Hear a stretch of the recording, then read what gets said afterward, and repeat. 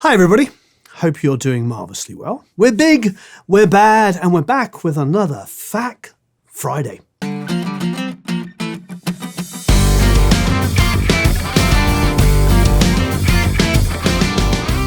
So thank you for joining us here on a lovely Friday, or whatever day you're watching it.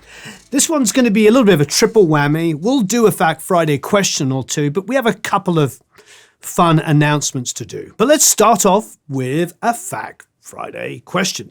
Of course, if you haven't already subscribed, please subscribe, hit the little bell thingy, and it will notify you when we have another video. And of course, you can also go to producelikeapro.com and sign up for the email list and get a whole bunch of free goodies. Okay, here's our Fact Friday questions, chosen by the willing Mr. Eric Gonzalez over there. Okay, Mr. Gonzalez, what have you chosen? What if my clients are not professional and they're always late sending you missing audio files every week? I start having my first new clients, but the level of experience using DAWs is a huge difference. Is it normal or should I find new clients? It is normal. There are definitely, professionals that we work with. I find the professionals that I work with tend to be like the session players. We interviewed Leland Sklar a couple of weeks ago, and he talked about how if the downbeat time for recording is 10, he's there at 9:30. Easily, he's got his gear set up. So at 10 a.m., if they press record, he's ready to go. So musicians, when they're paid like that, proper session players, they're the ones, some of the most professional people I deal with. Great engineers, especially really heavily experienced ones, are always there early. They make sure everything works. The assistant at a great studio is always there early. The studio opens up, it's cleaning crew, studios, all of that stuff is super professional. But I've worked with many rock star producers, who are really, really important and very, very successful, who drift in 2 hours after the session starts, it's more common than not. But as an engineer, you've got everything patched in, everything is running, and they're coming in, assuming that you've spent the first couple of hours getting set up. So you're going to have to get used to it. You're going to have to get used to it. You're working with musicians. And if you're working with very, very creative people, they can end up working until 4 o'clock in the morning, rewriting the song. And that's okay. It's actually okay. Because if they just rewrote the song and it's now better, and they're supposed to be sending it to you by 10 a.m., and then they send it to you at 11 and not 10 a.m. because they'll work until 4 a.m., and they accidentally send you the wrong file and they've missed stuff, you just got to learn to deal with it. Where we're at now, when it comes to producing, engineering, and mixing, the best thing for us to do is to have clear boundaries. So in that situation, if it's something that you feel is a continual pattern with an artist, and just in general, try to charge by the hour.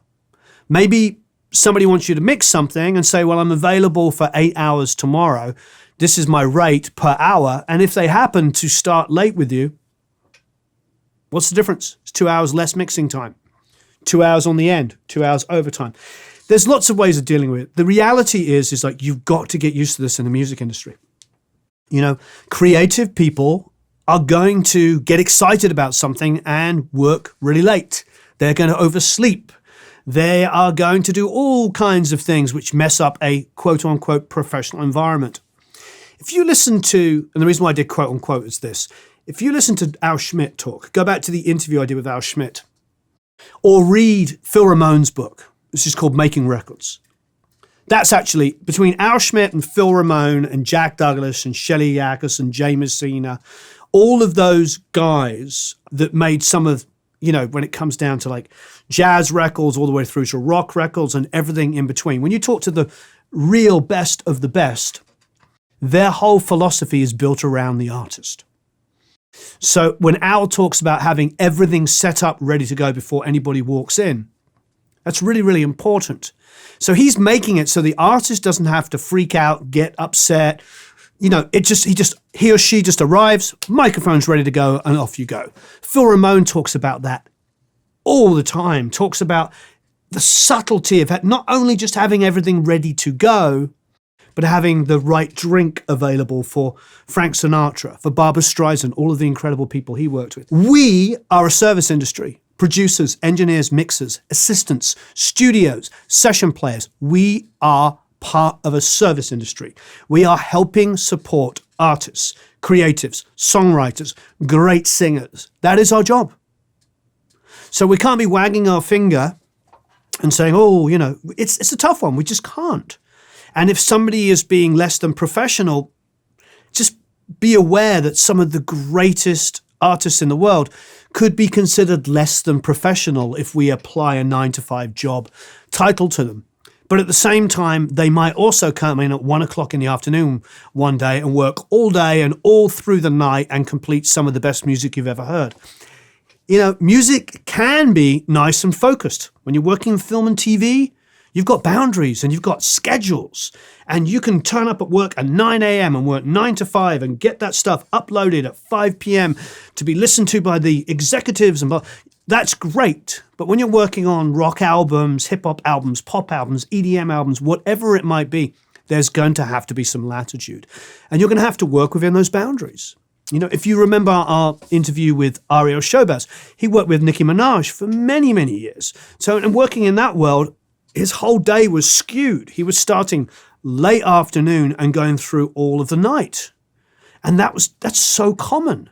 And it's not just a hip hop thing. That was the Stones. You know what I mean? That was something that used to happen. Artists used to work all night. And, music is part of their lifestyle. It's part of their love. It's their passion. So you can see where I'm going. We are in a service industry.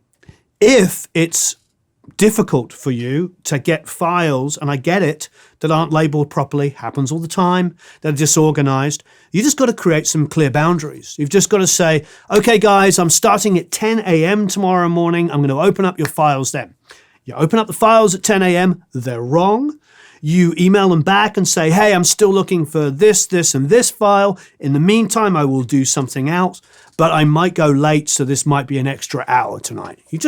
You've got to be professional back to them and just have clear boundaries. And I think the biggest thing I see, and it's happened to me, don't get me wrong, I'm speaking from experience, the biggest thing is when you don't lay out those clear boundaries and you end up working later and into the next day, and you get really resentful. You're working all these extra hours for no money. So have clear boundaries and get used to the fact that it will be a little bit like that. I will say I've worked sessions like when I worked with David Foster and Diane Warren, the downbeat, I can't remember, was like 11 or something like that. And at 2 minutes to 11, David Foster walked in the door, charts, everything ready to go, came in, sat down and was like, off we go. And that was a very, very, I'll say it one more time, 3 times, very professional session. And it ran like clockwork. Because it was David Foster, and he's used to working with professionals. But I went into the studio 4 days before and set up the drums in the room. I'd never tracked in that studio.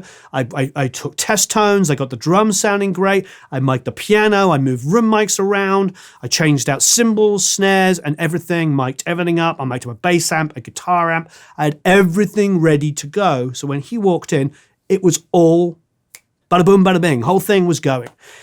But he wouldn't expect anything less. He's used to working with the best engineers in the world. So if I didn't slot into his wavelength and be one of the best, I'd be gone. So that's certainly a level of professionalism. However, the band we were recording, Disturbed, they got there pretty much on time. But if they had been late, nobody would have complained. It was our job. We're the service industry. It's our job to be prepared and ready to go.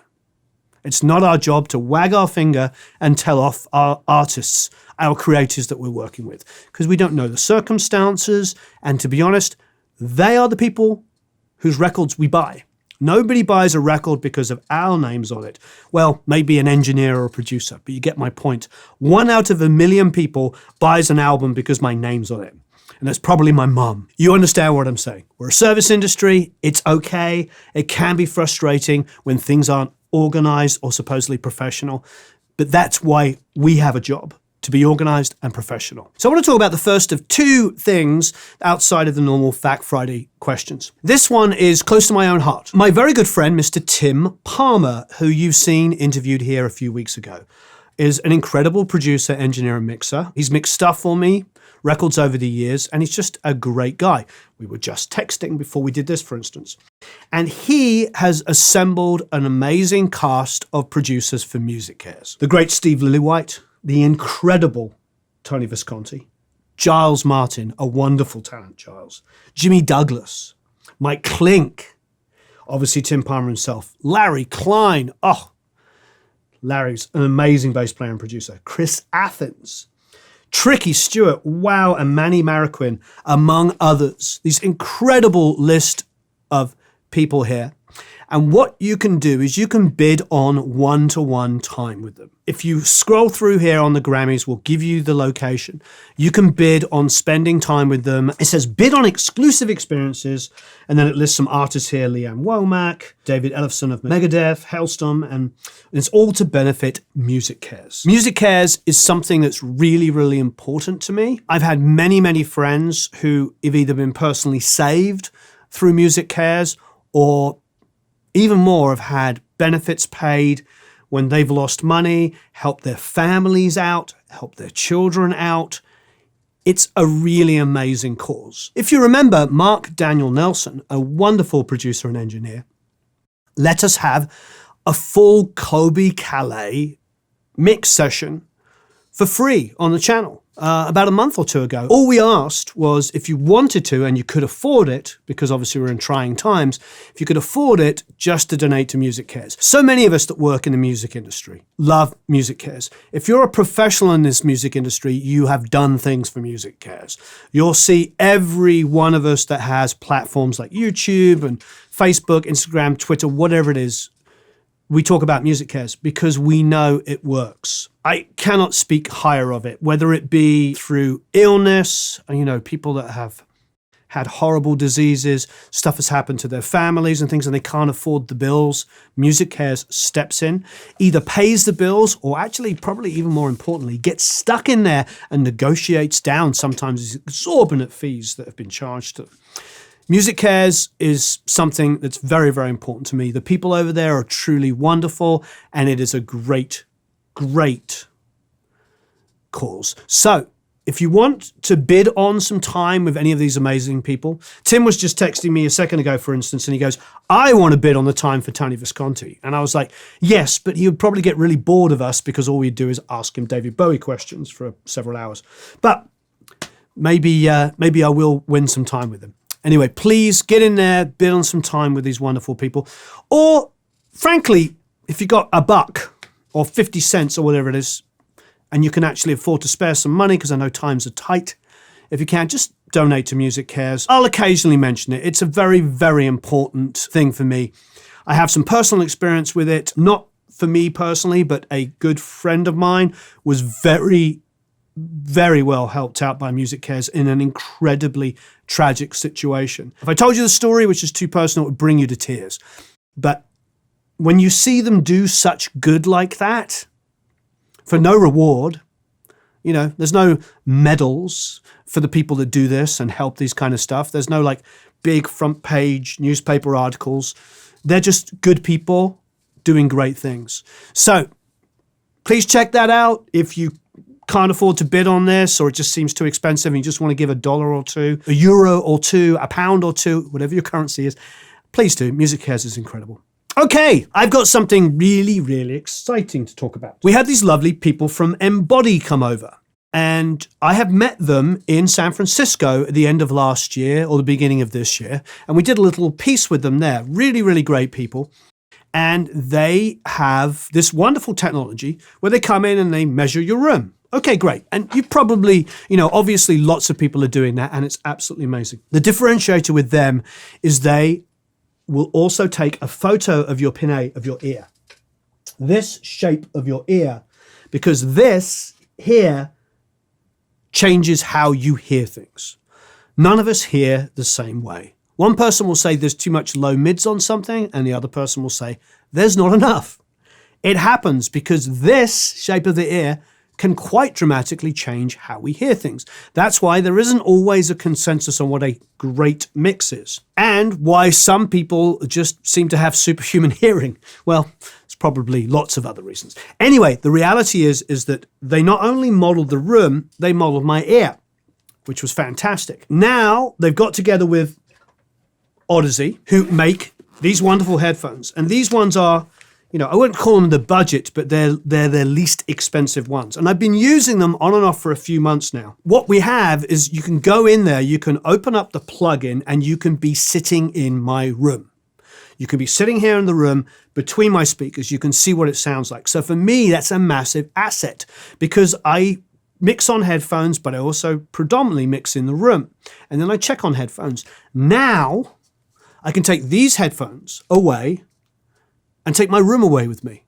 And so I can sit in the house or anywhere I like with a laptop, put these headphones on, set this profile, and be in my room, which is absolutely huge. So let's have a quick look at it. So I'm very excited what I'm just about to show you because you are going to be able to experience being in my room. So I've got a collection of songs here that I mixed, just a rough collection, so I know how they sound in the room. Let's go and grab the plugin. So it's under Odyssey and it's called Reveal. So these are the LCD ones, which are, they're more affordable ones. They're not cheap, don't get me wrong, but they're definitely more affordable. So I've selected the headphones that I'm using. So let's hit Aural Map here. We'll go to Studio Browser, Warren Hewitt Studio.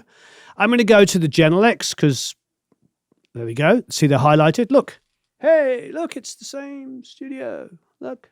Everything's the same. Set up exactly the same. So what they did is they rang out the room in the seating position here. Now, I've got ambience here.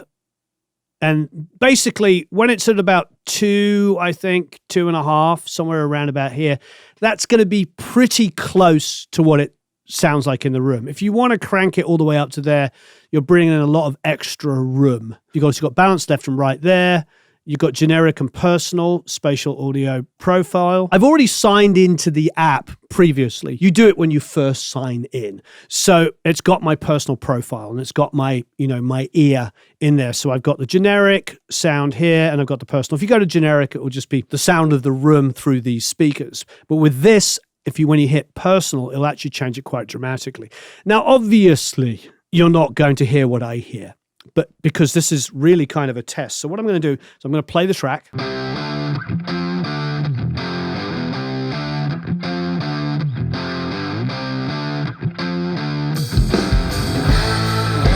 Now I'm going to swing over here.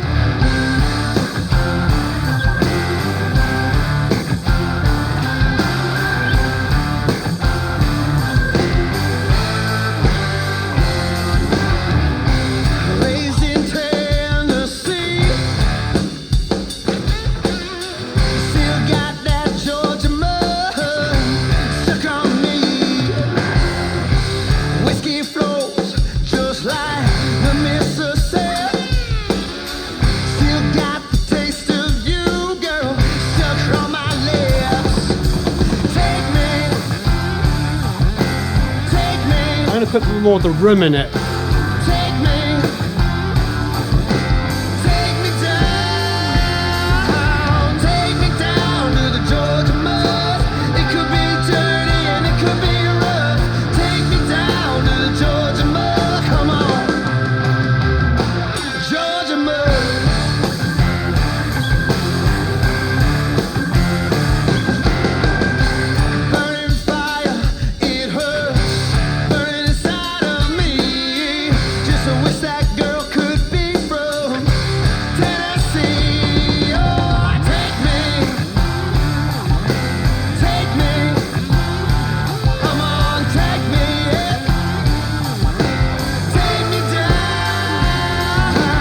Remarkable. I mean, obviously, when you're sitting between speakers and you move your head around, you get like different high frequency responses depending on how the tweets are sitting there.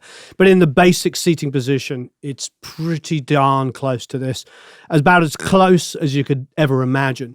And that's a big deal because obviously I can listen to a mix and mix it, on headphones without this plugin on it and get it to sound good like that. But mixing on headphones can be challenging at times, because what I tend to do, and what many of us tend to do when we're only mixing on headphones, is like we get used to the music sort of basically smashing us in the head.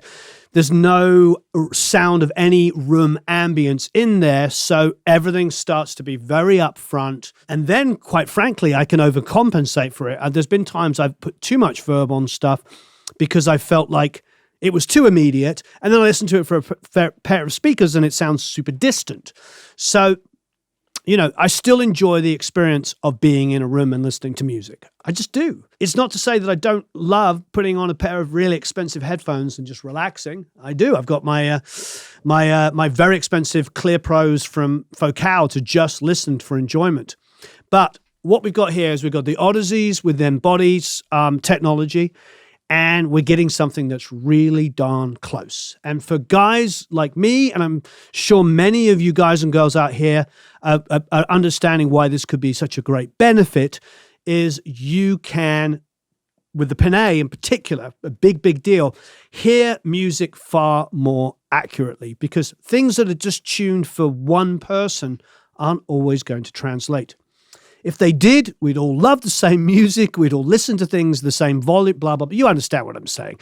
We are all so different. So anything, any little edge that we can to just tailor it, that experience individually to us, is a big deal for me. So that photograph of the Panay with the balance, with this room being shot out, means that I now have a way of checking my mixes in my room without being in my room. Great work. So check it out. Of course, there's going to be links to get it down below.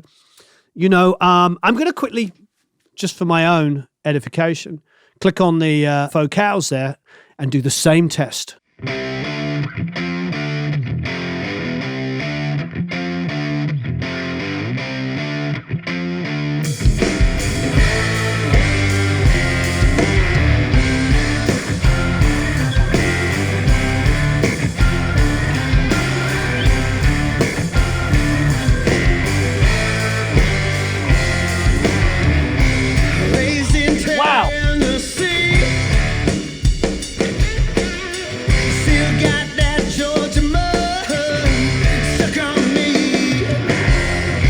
I got to say, I was like, the Genelecs are like really, really close. It sounds almost exactly like it, and you can barely tell anything except when you move your head. These Focals modeling that these guys did, there seems to be so much depth. Wow. That's really, really good. The Genelecs are modeled beautifully. Sounds absolutely fantastic. But I forget about these Focals. I forget the extended low end that they have. And they're just like the ultimate playback speakers. If we're trying to impress the A&R guy in here, the band, we just go to those speakers. It blows people away. They need to be on more often, Eric. We need to have those on. And this is an amazing reproduction. Go in there, try it out. I think they must do a free trial of this. Try it out. Have a listen in my room. Be in my room. Try out my room. So thanks, everybody. I hope you had a marvelous time. Lots of different stuff there. Music Cares is a really, really important charity. And once again, if it's too high to bid for those sources and you just want to donate even just 50 cents or a buck, every single penny helps. It's an amazing thing. It really, really helps a lot of people. And of course, please try out Embody, the Odyssey headphones. Try out the plugin. Listen to my room. See what it's like to be in my room. I'd love to know what you think. Try it out. Leave me a bunch of comments and questions below. I ended up with the ambience set to about 4. I didn't go the whole way. I think they recommend about 2.5, but it felt like at 4, it was exactly what it was. Obviously, each room is going to have its own thing. Have a marvelous time recording and mixing. I really, really appreciate everybody that follows this channel, this incredible community, and see you all again very, very soon. So long, farewell, adios, au revoir, and auf Wiedersehen, and of course, goodbye. Have a marvelous time.